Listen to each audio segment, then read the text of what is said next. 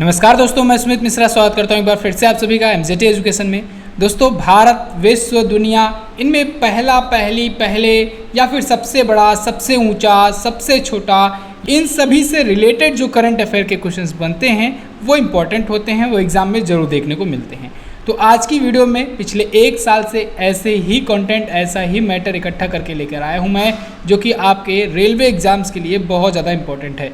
ये तो वैसे सभी एग्ज़ाम के लिए इंपॉर्टेंट है, लेकिन अभी चूंकि रेलवे का एग्ज़ाम चल रहा है तो इसमें पूछा भी जा रहा है इस टाइप का। अभी लेवल 4 और लेवल 6 में ऐसे कई क्वेश्चंस यहाँ से देखने को मिले हैं। तो पूरा वीडियो आपको एंड तक देखना है, आपको डेफिनेटली लेवल 2, 3, 5 में ये हेल्पफुल होगा।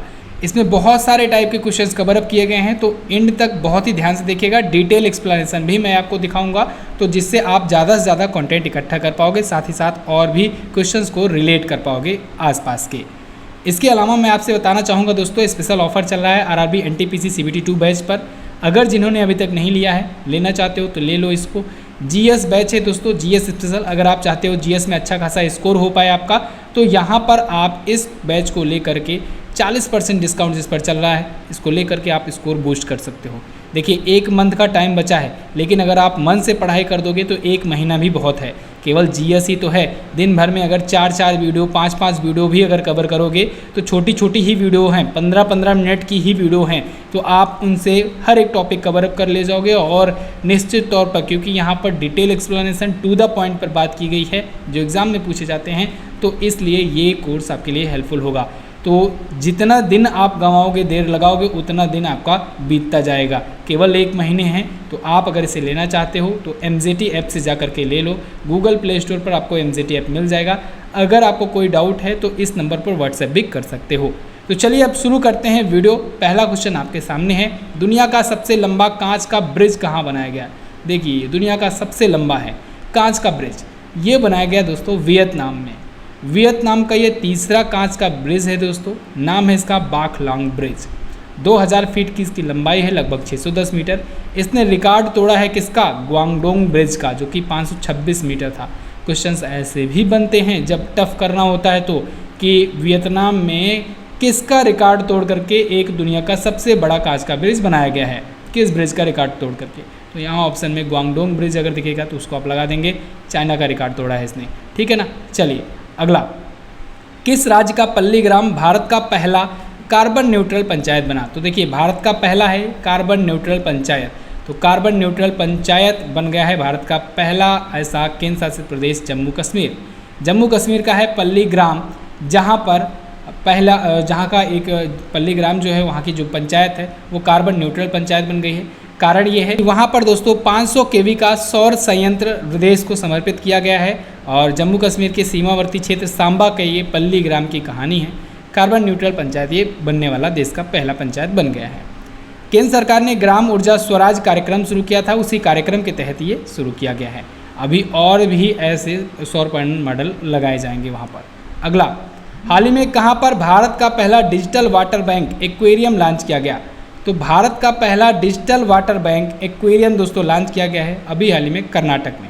कर्नाटक की राजधानी बेंगलुरु में ये भारत का पहला डिजिटल वाटर बैंक है, और अब ये खास तौर की पहल है और शुरू की गई है। धीरे धीरे भारत के और भी जगहों पर देखने को मिलेगा। बेसिकली इसको वाटर मैनेजमेंट के लिए दोस्तों बनाया गया है। एक्वाक्राफ्ट ग्रुप वेंचर्स के द्वारा इसको जल प्रबंधन के लिए यानी वाटर मैनेजमेंट के लिए ये बनाया गया है। अगला, आयुष्मान भारत प्रधानमंत्री जन आरोग्य योजना के तहत 100% घरों को कवर करने वाला पहला जिला कौन बना है?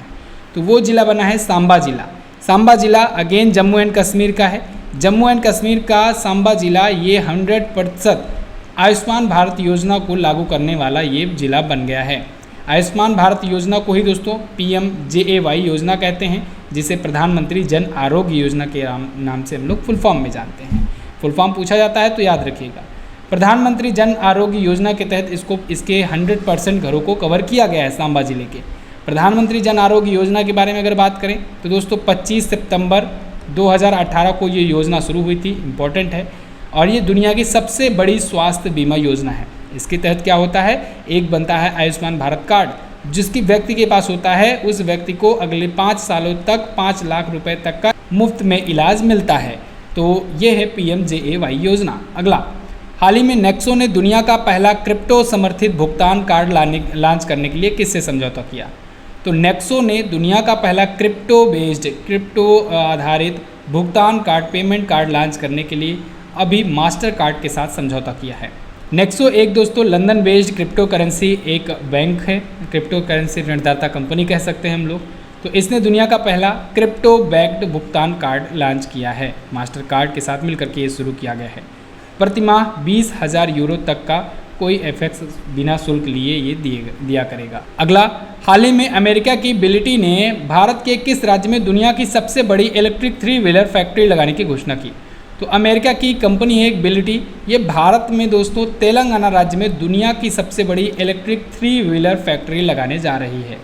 तो तेलंगाना में होगी, स्थापित होगी दुनिया की सबसे बड़ी इलेक्ट्रिक 3 व्हीलर फैक्ट्री, जिसमें 3 व्हीलर्स के व्हीकल्स, इलेक्ट्रिक व्हीकल्स बनाए जाएंगे। इसकी प्रतिवर्ष क्षमता शुरुआत में होगी 18,000 ईवी का प्रोडक्शन करना, और आगे चल करके ये 2,40,000 से भी ज़्यादा हो सकती है। ठीक है, चलो आगे। हाल ही में फीफा ने अपना ऑफिशियल स्पॉन्सर किसे चुना? ये इम्पॉर्टेंट है। फीफा ने अपना ऑफिशियल स्पॉन्सर किसे चुना इसको, या फिर अगर आप कहोगे कि पहले इसमें नहीं दिख रहा है तो अभी आपको मिल जाएगा, बायजूस ये पहली भारतीय कंपनी बनी है, पहली भारतीय कंपनी बनी है। ठीक है ना, जिसने दोस्तों फीफा का स्पॉन्सरशिप हासिल किया है। फीफा अपना ऑफिशियल स्पॉन्सर बायजूस को चुना है, और ये दुनिया की पहली, देखो भारत की पहली कंपनी बनी है फीफा का स्पॉन्सर करने वाली, और दुनिया की पहली एडुटेक कंपनी बनी है, दुनिया की पहली एडुटेक कंपनी बनी है।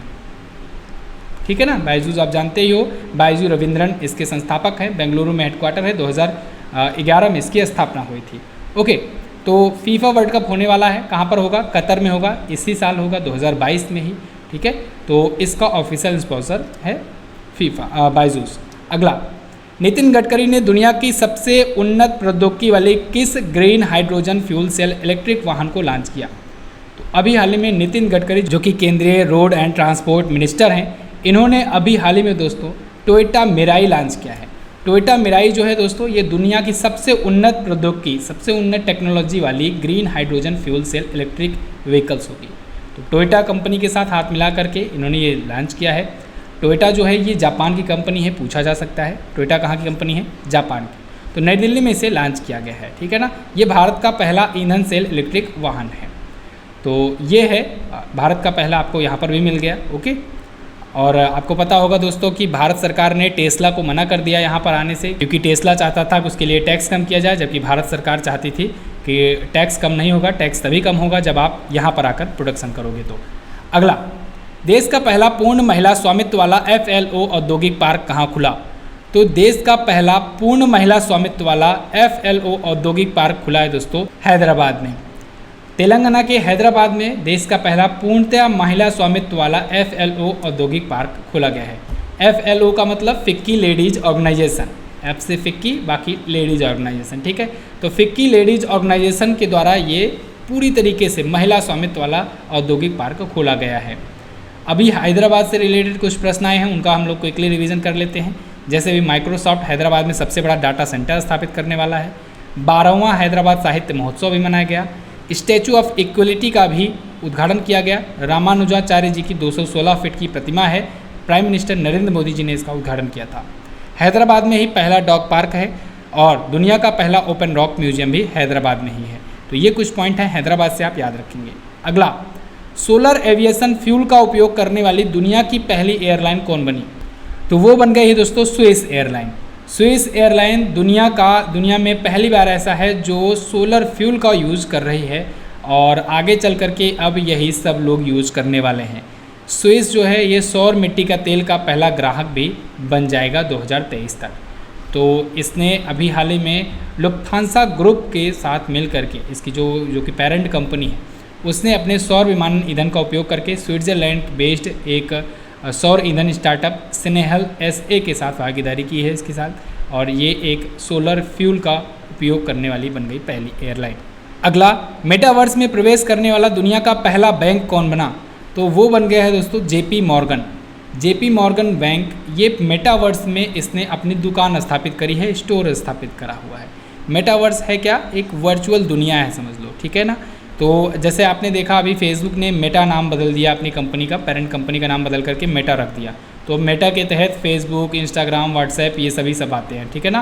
तो मेटा जो है इसका मतलब मेटावर्स होता है, और मेटावर्स में JP मॉर्गन जो है इसने अपनी दुकान स्थापित करी हुई है, यानी एक स्टोर खरीदा हुआ है, ठीक है। JP मॉर्गन बैंक जो है ये अमेरिका की बहुत बड़ी बैंक है, CEO हैं JP डीमन, स्थापना 2000 में हुई थी। अगला, कोविड-19 DNA वैक्सीन लगाने वाला दुनिया का पहला देश कौन बना। कोविड-19 का DNA वैक्सीन, अभी तक आपने जो भी वैक्सीन देखा वो DNA वैक्सीन नहीं थी, यहाँ पर DNA वैक्सीन लगाने वाला दुनिया का पहला देश बन गया है भारत। भारत में दोस्तों DNA वैक्सीन को भी मंजूरी मिली, जाइडस कैंडिला के DNA वैक्सीन को इमरजेंसी यूजेस के लिए मंजूरी मिली, ठीक है। DNA का अगर फुल फॉर्म पूछा जाए तो आप बताएंगे डीऑक्सी राइबो न्यूक्लिक अम्ल, क्या, डीऑक्सी राइबो न्यूक्लिक अम्ल या एसिड। अगला, हाल ही में किस देश की क्रिकेट टीम में 1000 वनडे खेलने का रिकॉर्ड बनाया, या फिर 1000 वनडे खेलने वाली पहली टीम कौन बनी। तो पहली टीम बन गई है भारत। भारत की टीम जो है ये 1000 वनडे मैच खेल चुकी है।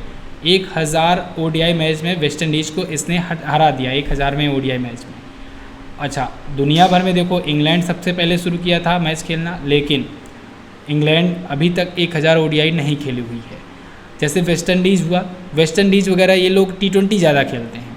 भारत जो है ये ODI ज़्यादा खेलता है, ठीक है ना, ODI सीरीज होती हैं। तो 1974 में पहला वनडे मैच खेला था भारत ने इंग्लैंड के खिलाफ लीड्स में, जिसमें हालांकि भारत की हार हुई थी। भारत के कप्तान थे अजीत वाडेकर। तो ये पूछा जा सकता है भारत के पहले वनडे मैच में कप्तान कौन थे, तो आप बताएंगे अजीत वाडेकर। भारत अब 1000 वनडे मैच खेल चुका है, ठीक है ना, और 1000वें मैच में इसने वेस्ट इंडीज़ से जीत हासिल करी हुई है। क्लियर है। चलिए, भारत के बाद ऑस्ट्रेलिया का नंबर आता है जो कि 958 मैच खेला हुआ है, अभी बहुत पीछे है, 1-2 साल लग जाएंगे पहुँचने में। अगला, भारत का सबसे बड़ा EV चार्जिंग स्टेशन कहाँ खोला गया। तो भारत का सबसे बड़ा EV charging electric vehicles charging station Gurgaon Haryana में खोला गया है। अभी आज की भी करंट अफेयर की वीडियो मैंने आपको बताया था, सबसे बड़ा EV चार्जिंग स्टेशन, ठीक है ना। और सबसे ऊंचाई पर अगर पूछा जाए तो हिमाचल प्रदेश में आप बताएंगे सबसे ऊंचाई पर, और बायोगैस आधारित अगर पूछा जाए तो आप बताएंगे मुंबई में। ये सभी EV से रिलेटेड क्वेश्चंस हैं, आपको याद रखना चाहिए। तो भारत का सबसे बड़ा EV charging station Gurgaon Haryana में है। क्लियर है। किसने बनाया है, इलेक्ट्रीफाई प्राइवेट लिमिटेड ने। तो यहाँ पर भी देखो, चंडीगढ़ दिल्ली हाईवे जो है ये भारत का पहला EV फ्रेंडली हाईवे है, और सबसे ऊंचाई पर स्थित हिमाचल प्रदेश मैंने बताया ही। किस देश ने 2026 तक कृत्रिम सूर्य बनाने की घोषणा की है। तो 2026 तक कृत्रिम सूर्य बनाने की घोषणा की है दक्षिण कोरिया ने। देखो, चाइना जो है ये आर्टिफिशियल सन बना चुका है, फ्रांस भी बना रहा है, लगभग इसका पहले ही बनकर तैयार हो जाएगा। दक्षिण कोरिया ने भी घोषणा कर दी है कि 2026 तक इसका भी अपना कृत्रिम सूर्य बन जाएगा, ठीक है। दुनिया का पहला अगर पूछा जाए किसने बनाया, तो आप बताएंगे चाइना ने बनाया, चाइना ने विकसित कर लिया है ऑलरेडी। और डेनमार्क जो है ये ऊर्जा द्वीप बनाने वाला देश है, डेनमार्क ऊर्जा द्वीप बनाया था। अगला, किस देश ने विश्व का पहला डुअल मोड वाहन पेश किया। तो डुअल मोड वाहन पेश किया है दोस्तों जापान ने। ये डुअल मोड वाहन क्या है, डुअल मोड वाहन मतलब दोस्तों ये रोड पर भी चलेगी और ट्रेन पर भी चलेगी, ट्रेन की पटरियों पर भी चलेगी, ठीक है। एक मिनी बस जैसी दिखने वाली एक गाड़ी है जो जापान ने बनाया है। अब ये डुअल मोड है, मतलब रेल की पटरी रहेगी उस पर भी चलेगी, रोड आएगा तो उस पर भी चलेगा। रेलवे ट्रैक की स्पीड इसकी 60 किलोमीटर पर आवर होगी, रोड पर ये 100 किलोमीटर पर आवर की स्पीड से भागेगी। तो दुनिया का ऐसा ये इकलौता और पहला वाहन है, ओके, जापान के शहर कायो में बनाया गया है। अगला, ISO 13131/2021 सर्टिफिकेट प्राप्त करने वाला दुनिया का पहला संगठन कौन बना। तो ये बन गया है Apollo telehealth. Apollo telehealth या कहें अपोलो हॉस्पिटल्स जो है ये ISO 13131/2021 सर्टिफिकेट पाया हुआ है। दुनिया का पहला ऐसा ऑर्गेनाइजेशन बन गया है ये। ब्रिटिश स्टैंडर्ड इंस्टीट्यूट BSI के द्वारा इसे दिया गया है। ISO सर्टिफिकेट मिलना दोस्तों ये दर्शाता है कि सेवा में गुणवत्ता है, सुरक्षा है, रोगी डाटा सुरक्षा है, यानी रोगियों का डाटा भी सुरक्षित रखा जाता है, उनका प्रभावी ढंग से मैनेजमेंट किया जाता है। अगला, माइग्रेशन ट्रैकिंग ऐप विकसित करने वाला पहला राज्य कौन बना। तो पहला राज्य बन गया है महाराष्ट्र। माइग्रेशन ट्रैकिंग ऐप यानी जो माइग्रेंट होते हैं उनको ट्रैक करने के लिए ये एप्लीकेशन होगा, वो कहाँ आ रहे हैं, कहाँ जा रहे हैं, ठीक है ना, कहाँ पर जॉब कर रहे हैं। 18 वर्ष से कम उम्र के बच्चों का स्तनपान कराया जा रहा है कि नहीं, स्तनपान करने वाली महिलाएं कुपोषित तो नहीं है, उनके पोषण में कोई कमी तो नहीं है, ये सब चीज़ें यहाँ पर ट्रैक की जाएंगी। उत्तर प्रदेश के किस जिले में भारत का पहला अमृत सरोवर स्थापित हुआ? उत्तर प्रदेश के रामपुर जिले में भारत का पहला अमृत सरोवर स्थापित हुआ है। यूपी का रामपुर जिला जो है ये अमृत सरोवर से अब सुसज्जित होगा। 75 जल निकायों को, जो तालाब हुआ करते थे, उनको अमृत सरोवर के रूप में ट्रांसफॉर्म किया गया है, बिल्कुल सजा दिया गया है, सुरक्षित कर दिया गया है, उनको स्वच्छ कर दिया गया है उनके जल को, ठीक है। तो आज़ादी के अमृत महोत्सव के तहत 75वां क्योंकि वर्षगांठ है इस बार 2022 में, तो इसीलिए 75 जल निकाय चुने गए हैं। अगला, पहला अतुल्य भारत अंतर्राष्ट्रीय क्रूज सम्मेलन 2022 कहाँ आयोजित किया गया है? तो पहला अतुल्य भारत अंतर्राष्ट्रीय क्रूज सम्मेलन दोस्तों ये मुंबई में आयोजित हुआ। ये 2 दिवसीय कार्यक्रम था दोस्तों, फिक्की के द्वारा आयोजित किया गया। साथ ही साथ इसमें भारत के बंदरगाह, नौवहन और जलमार्ग मंत्रालय और मुंबई पोर्ट अथॉरिटी के द्वारा ये मिलकर के किया गया। सर्बानंद सोनोवाल जी, जो कि केंद्रीय दोस्तों जहाज रानी, नौवहन और जलमार्ग मंत्रालय के मंत्री हैं, इन्होंने इसकी घोषणा करी है या कहे उद्घाटन किया हुआ है। अगला, भारत का पहला शुद्ध हरित हाइड्रोजन संयंत्र किस राज्य में शुरू हुआ? तो भारत का पहला शुद्ध हरित हाइड्रोजन संयंत्र दोस्तों ये बना है असम में। असम में ऑयल इंडिया लिमिटेड के द्वारा ये जोरहट पंप स्टेशन पर बनाया गया है। ये 99.999% शुद्ध ग्रीन हाइड्रोजन पायलट प्लांट है। प्रतिदिन 10 किलो इसकी स्थापित करने की क्षमता है संयंत्र की। अभी ऑयल इंडिया लिमिटेड ने असम में स्थापित किया है, धीरे धीरे अन्य राज्यों में भी स्थापित करेगी। अगला, किस राज्य में स्किल इंडिया इंटरनेशनल सेंटर स्थापित किया जाएगा? स्किल इंडिया इंटरनेशनल सेंटर ये दोस्तों ओडिशा राज्य में स्थापित किया जाएगा। भुवनेश्वर ओडिशा में भारत का पहला स्किल इंडिया इंटरनेशनल सेंटर स्थापित होगा, जिससे स्किलफुल बनाया जा सके और विदेशी अवसरों को बढ़ाया जा सके। युवा जो हैं ट्रेनिंग लेकर के विदेशों में भी जा सके अपने कौशल को दिखाने, ठीक है ना, और वहाँ से रोजगार प्राप्त कर पाएँ। हाल ही में किस IIT संस्थान ने भारत का पहला स्वदेशी पॉलीसेंट्रिक प्रोस्थेटिक घुटना कदम बनाया? तो कदम बनाया है दोस्तों IIT मद्रास ने। IIT मद्रास ने भारत का स्वदेशी पॉलीसेंट्रिक प्रोस्थेटिक घुटना बनाया है। इसका नाम है कदम। कदम जो है दोस्तों एक ये प्लास्टिक का घुटना होगा, ठीक है ना, जिस व्यक्ति के घुटने नहीं होंगे, पैर टूट गए होंगे, उनके लिए ये यूजफुल है। अभी NIRF रैंकिंग आई थी, इसमें IIT मद्रास लगातार तीसरी बार देश का सर्वश्रेष्ठ इंस्टीट्यूट भी बना हुआ था। अगला है, पहला दक्षिण एशियाई शहर मुंबई कब तक शुद्ध शून्य कार्बन उत्सर्जन का लक्ष्य रखा है? मुंबई दोस्तों ये बना है पहला दक्षिण एशियाई शहर जिसने शून्य शुद्ध कार्बन उत्सर्जन का लक्ष्य रखा है। तो इसने कब तक रखा हुआ है? तो इसने 2050 तक रखा है। 2050 तक टारगेट बनाया है कि ये मुंबई भर को शून्य शुद्ध कार्बन उत्सर्जन वाला जिला बना देगा, शहर बना देगा, ठीक है ना। तो महाराष्ट्र ये करने वाला दोस्तों पहला राज्य भी है, पहला दक्षिण एशियाई शहर बन गया है मुंबई, ठीक है। पूरे दक्षिण एशिया में कोई ऐसा शहर नहीं है जिसने ये टारगेट रखा हुआ हो। भारत ने दोस्तों शुद्ध शून्य उत्सर्जन का लक्ष्य रखा है 2070 तक। आपको पता होगा अभी COP26 सम्मेलन जो हुआ था उसमें भारत ने ये टारगेट डिसाइड किया हुआ था। 2030 तक ग्रीन हाउस गैस उत्सर्जन में 30% की कमी और 2040 तक 44% कमी भी लक्ष्य में शामिल किया गया है इसके। अगला, भारत का पहला वर्ल्ड पीस सेंटर कहाँ स्थापित किया जाएगा? तो भारत का पहला वर्ल्ड पीस सेंटर, विश्व शांति सेंटर जो है ये दोस्तों हरियाणा के गुरुग्राम में स्थापित किया जाएगा। कहाँ पर? हरियाणा के गुरुग्राम में स्थापित किया जाएगा। बहुत इंपॉर्टेंट है, इसको याद रखेंगे। वर्ल्ड पीस सेंटर ये एक ऐसा सेंटर होगा जहाँ की बातें दोस्तों UNO में भी सुनी जाएंगी, ठीक है ना।